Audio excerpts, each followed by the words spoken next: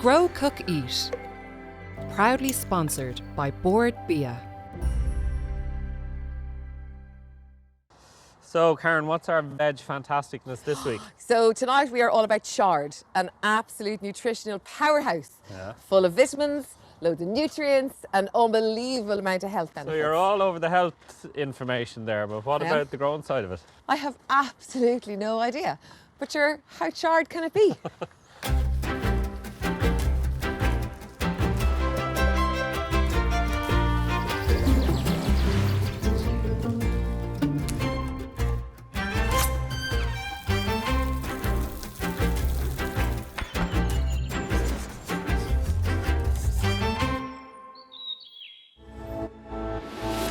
Tonight's the night. I'm in Chard. Oh, well, this plant is clearly bolted. I'm heading to Galway to see a truly organic farm. And I'll be in a flour mill and a bakery. This is just going back to the way it was. And our resident chef, Katie Sanderson, will be whipping up a mouth-watering dish with our chard.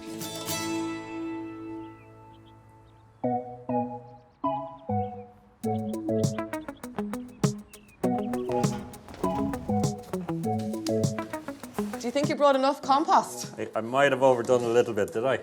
I hope your porridge isn't as lumpy as your compost, dude. But you need to get all those lumps out, Karen, as you know. Bloody hell, all right. Okay, so we've done this 100 times. What are we going to do? Thousands. We are going to overfill. And then what will we do? Then we're going to bang it down to get rid of any air pockets so the seeds don't fall through. That's absolutely true. So then what are we going to do? Then we are going to slice off the top. You're like Kill Bill. I like it. Life goal. Right, Yeah. one for you. Once we've got a nice clean surface on top, We are going to make a little indent in the top of the soil. You are. That's just twice the depth of the seed. that's absolutely correct, Karen. Okay. Well done. But it's a little cluster of seeds, so we might end... So you might end up with more than one seedling. That's absolutely correct, Karen. I'm leaving because this show doesn't need me anymore. So the reason we're doing it like this is that it's April and it's a little bit too early for sowing it direct outside, which you can do. It grows really, really well direct in the soil. It's a succession sowing veg, so you sow it all the time to kind of keep the supply coming. Okay, so seeds are in, Karen, so what's next? So now we just give them a little cover, but not too much. Yeah, overfill it again. Overfill it again. Give it a little... Slice off a second time. That's exactly what I was going to say.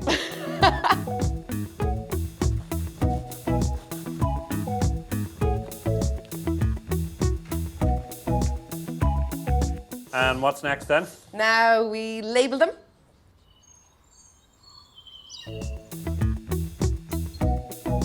Ta-da! That's it. The seeds have been sown. Monty Don wouldn't be in it with you. Brilliant. Well, I learned from the master. That's amazing. Job done.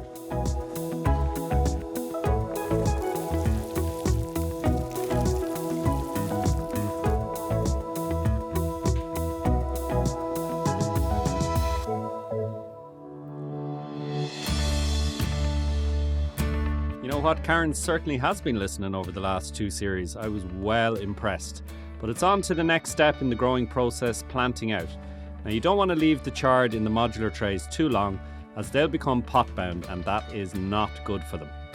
So it's a month on and these look absolutely amazing already, but they're ready to be planted out now, so time to get them into the beds and down to Karen in container corner.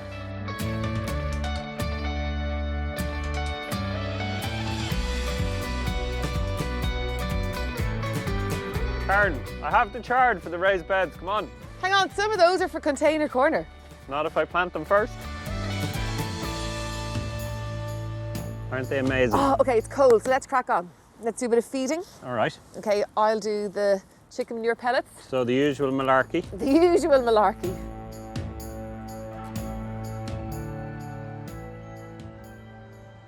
I do know spacing is important. It is. So what's the story? How many? So 30 centimetre between the row. Okay. And 15 centimetres within the row. So I reckon we want to leave some space for other things. Yeah. So I'm reckoning we'll get 3 rows Okay. and maybe 5 plants per row. That'd be Well, 3 is 15, that would leave us with 3 for container corner. could we start them in a little bit further and just do 3 rows of 4? Yeah. And then I've got 6. Okay, good. Yeah, good because I have 2 plan, yeah. containers ready All right. to go.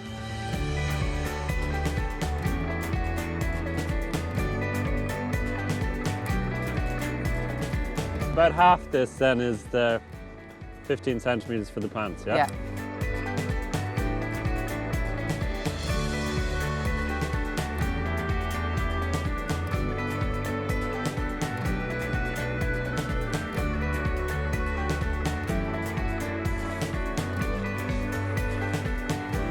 Now, how's that for precision? Karen, it's scary how precise that is. Yeah? Actually, but you see the way I went like red, yellow, and you went red, yellow, red, and red, or white, Don't red, don't white, don't yellow. expect me to conform too much, like, do you know what I mean? There has to be a You're little all bit of over a the place rebel there. with a cause.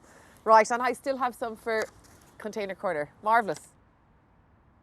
So there you go. You just That's leave it. them like that, they'll be fine.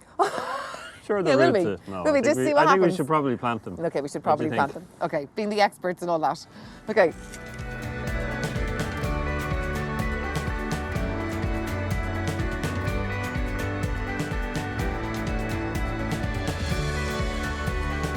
Why is the budget for this series doesn't extend to 2 trowels so I don't have to dig in the dirt? Oh, because I got my nails done.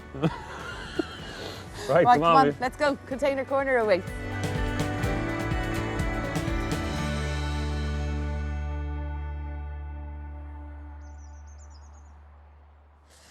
So, exactly the same rules apply here in container corner. Have my containers.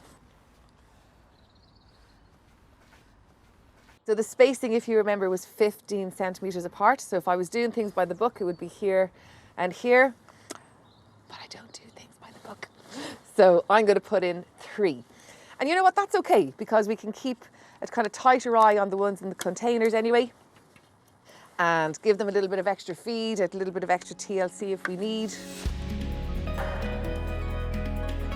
Marvellous. Do you know what? This whole thing is going to take me about 2 minutes. And the containers are going to take up, I don't know, that much space on container corner. No time at all for delicious homegrown chard over the summer. Okay, good. And of course, it is May in Ireland, so no need to water them because it's going to rain. Now, let me see what else. Labels at the ready. And the last thing I need to do is work out where am I going to put them in my lovely container corner.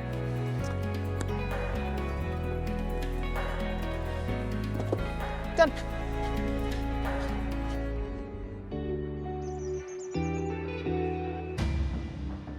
Kenneth Keevy worked in the pharma and biotech industry before he gave it all up, moved home to the family farm in the west of Ireland and started growing organically.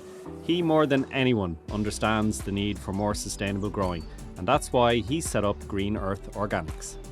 The understanding of what chemicals do, because of my background, it was just a no-brainer to know that chemicals in our food have absolutely no place. They have no place in our food chain. So it was always going to be organic growing.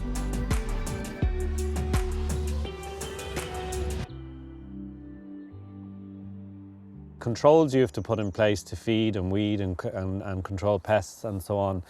It's a more expensive way of doing it, isn't it? And consumers need to sort of appreciate that, I suppose, when it comes to the cost of organic veg. So there's no doubt, I mean, that it's more expensive to produce food organically. Think about the reasons, because on conventional farms, they do what that labour is required to do by using chemicals. If you think of weed control, that's done chemically. Yeah. We do that through machines or by hand, and that's an expensive business. The crops are healthier, there's better nutritional content in the plants, they taste a lot better, they're fresher, we have a whole range. And so what, value versus price, it comes down to that. What are you paying for and what are you getting? Yeah. Is it worth a contribution towards that to pay a bit more for your food? My take is it probably Absolutely. is. Yeah.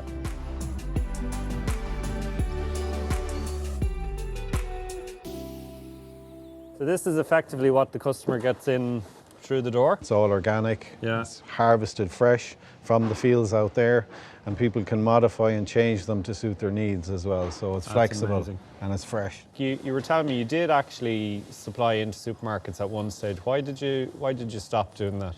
Well, so the direct to customer is great because, you know, we can connect with the customer. People can see what we're harvesting here. Yeah. We did supply supermarkets at one point in our development, and very quickly I decided that that just wasn't for us. So, I mean, the reality of dealing with supermarkets is they will be happy at the beginning, and then they will push you on a variety of different things. They will insist on better margins. They'll insist on you take responsibility for the waste produce that are on their shelves. They will push you until there's nothing left to do, nothing left to push for. Yeah. And I just had enough of that. I wasn't going to take that. Everything we see here with Kenneth Keevy and all his team here is so utterly hopeful. He's doing things his own way. It's an incredibly innovative approach, and he's producing absolutely gorgeous veg like this, and his customers absolutely love it.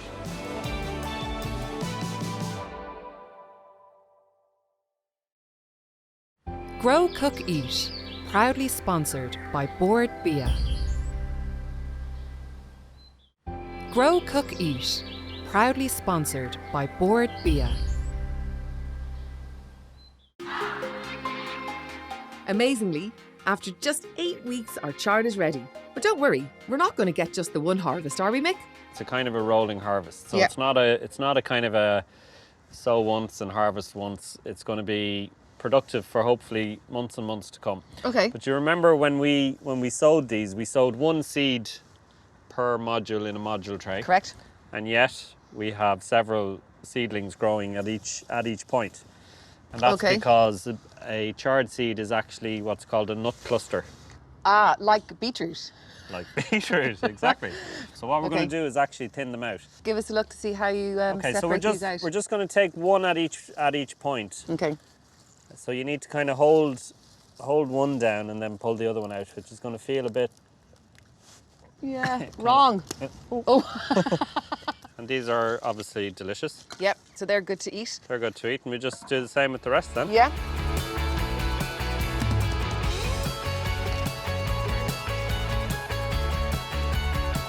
Do we need to feed them now or give them a little water or anything? No, Just, nothing at all.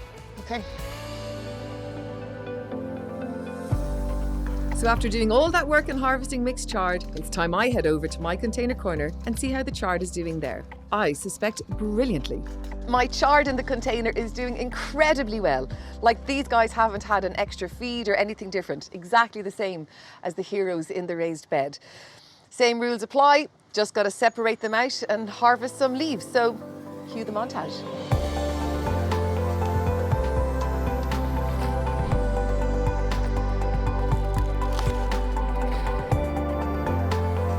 Okay, this is the last one. Now, how's that for a first harvest from Container Corner?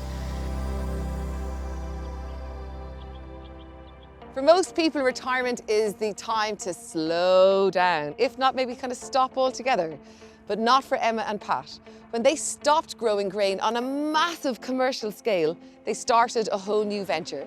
And they decided to grow really good quality Irish grain for food and not feed in a very sustainable way.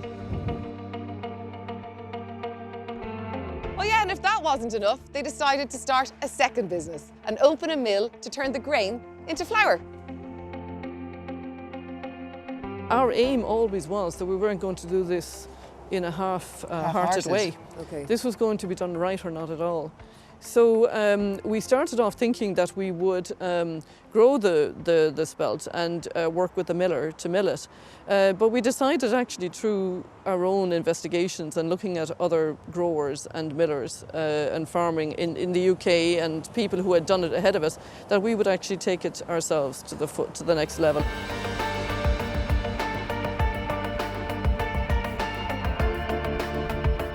Spelt is unusual. It's actually encased in a shell. So you extract it, and once that actually is done, it goes through a cleaning process. And then literally we just load it up into the mill and off we go. We turn the mill on. I know that sounds like simple. that. Just like that. Okay. Think of a switch. Job done.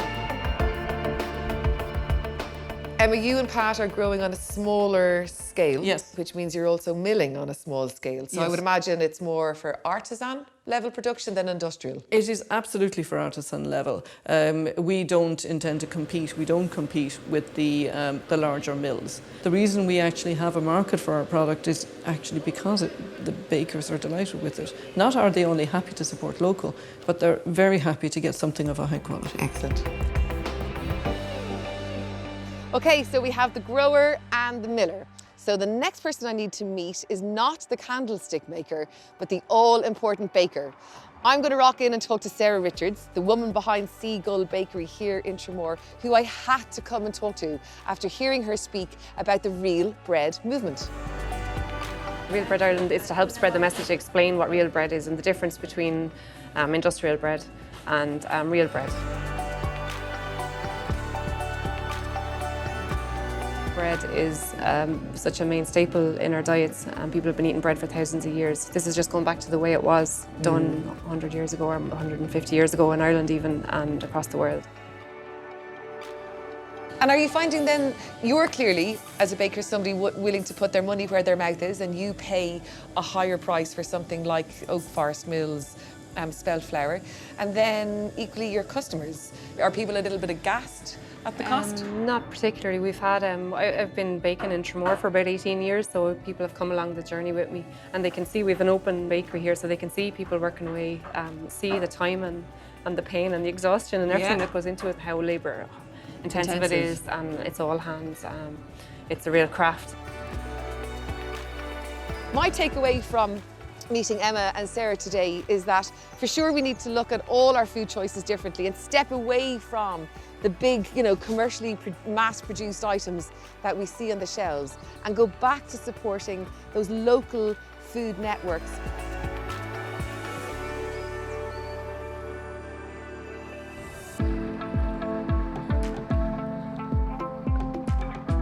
So, Karen, we're back talking chard. Oh yeah, that really, really difficult vegetable to grow that we've planted, watered, harvested, and let me guess, we're on our way to harvest again. We are going to harvest again, but you're making it sound deathly dull when in fact there's exciting nuance today that'll make for great TV. This I have to see.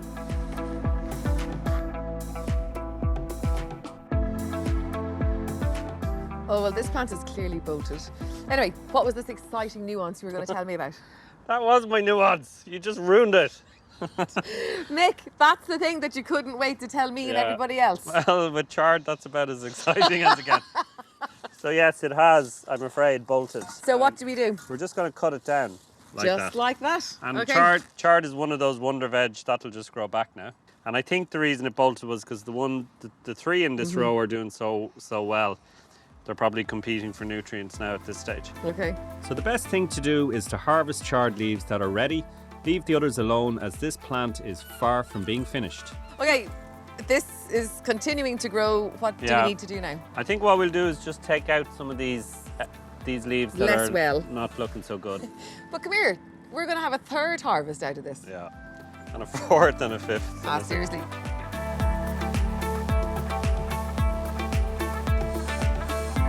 Okay, good. Right. Tidy, loads of space. Into the kitchen. Good They'll luck. be delighted to see us coming. I don't know what we're going to do with them. What's he going to do with them?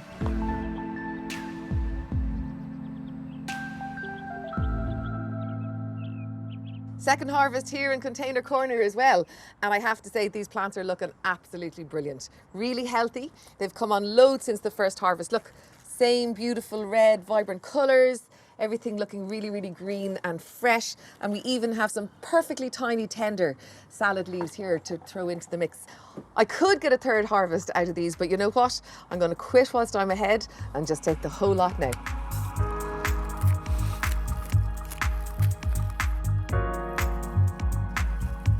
There you go, a little bouquet of chard. Oh, I'm sorry, are we in your shot? God, he is so competitive.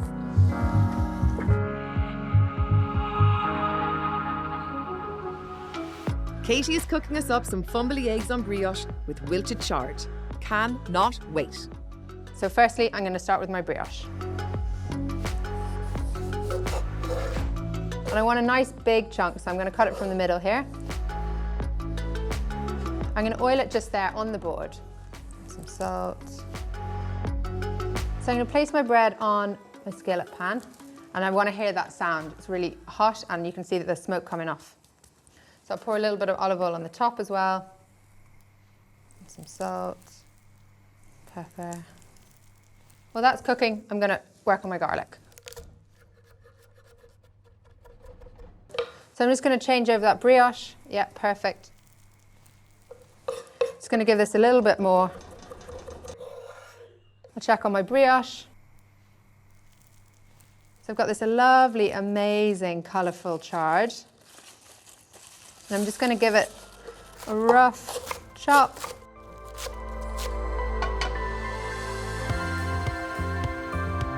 When it starts to smoke slightly, you can add your chard to the pan. You want to hear that nice sound when it hits there. The great thing about this is that it's not going to take very long. I'm going to add a tiny bit of my garlic.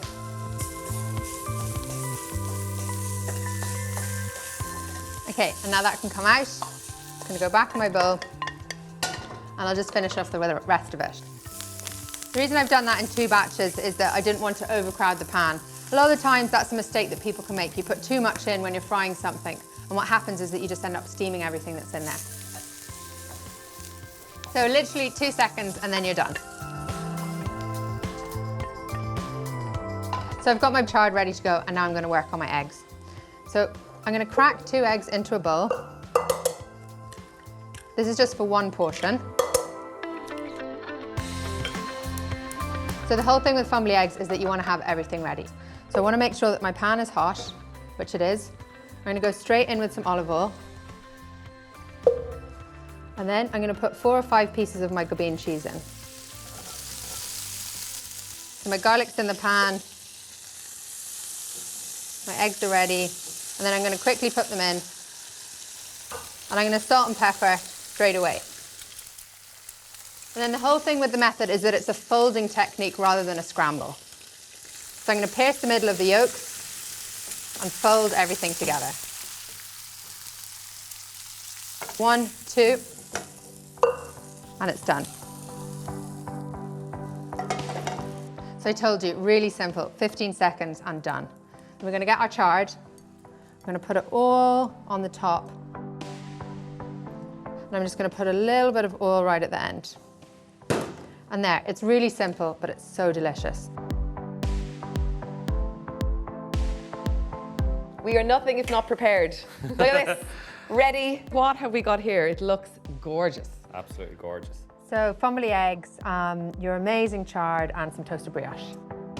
So yeah, guys, tuck in. Okay, thought you'd never ask. Looks amazing. Yum. Oh no, look, I'm going to unravel. Here we go. So good. Oh, so good. From a growing point of view, I just think it's a deadly thing because I love spinach, but it can be a little kind of fiddly with growing. It's inclined to bolt and all that, whereas chard is just like, it's tough as old boots. Like, and for something that's tough and durable and all year round and easy to grow, for it to taste like that is And just... to be so versatile. Super easy to grow, Yeah. super easy to cook, yes. So you look after the growing, you look after the cooking, and I will look after the eating.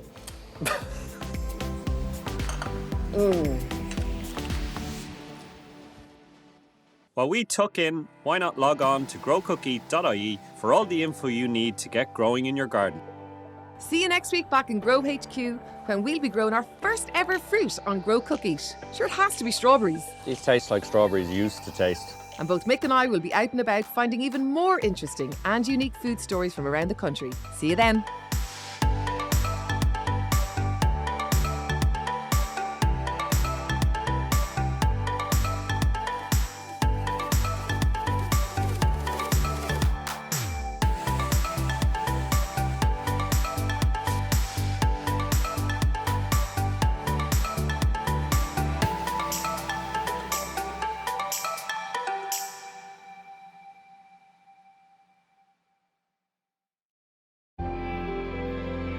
Grow, Cook, Eat. Proudly sponsored by Board Bia.